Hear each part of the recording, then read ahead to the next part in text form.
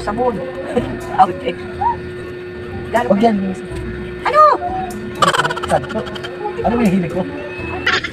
Arte-arte naman to. Tingnan mo. Ah. Ako, wag mo akong asarin. Yung hilig lang, hilig ko. Ano bang hilig mo? Yung sa sando. Anong sando ka? Inaasar mo naman sa dami sa mga ka. Yung isa ba, yung parang may butas na ano?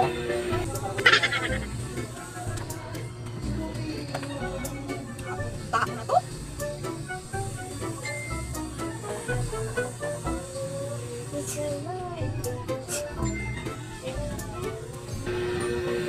Ay, hindi yan.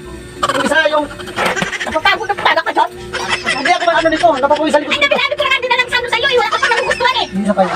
Ako ba? Ano ba? Hindi ko naman kanila. Bata. Yung may tatak sa likod. Hindi ko naman talian yung bata. Tao na to eh.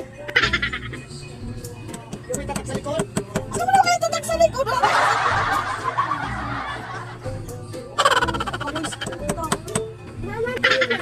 Pero kung ano eh, napahirapan ko yung bata eh.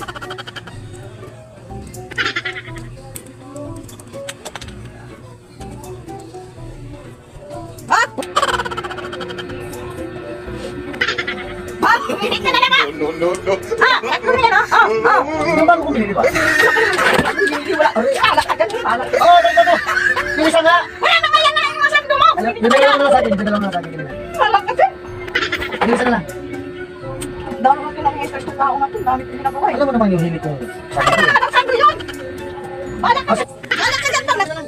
Tingnan mo. Ang mga sando yan. Alak ka dyan. Dami ko ng maraming sando yan. Ah, ito. Marami na to. Oh. Ay, kaya pumili yan. Oh. Ito, oh. Oh. Galit naman. Ano lang? Kasi kanina pa, nangangasal ka pa kasi yung dami-dami naman itong sando na dinala ko eh. Wala dito yung hinahanap mo eh. Ayun na lang. Wala dito. Papang naman tapong ko. Labas. Sige, ito na lang. Ano dito? Papaya. Ayun na, biya ka na. Yun na isa.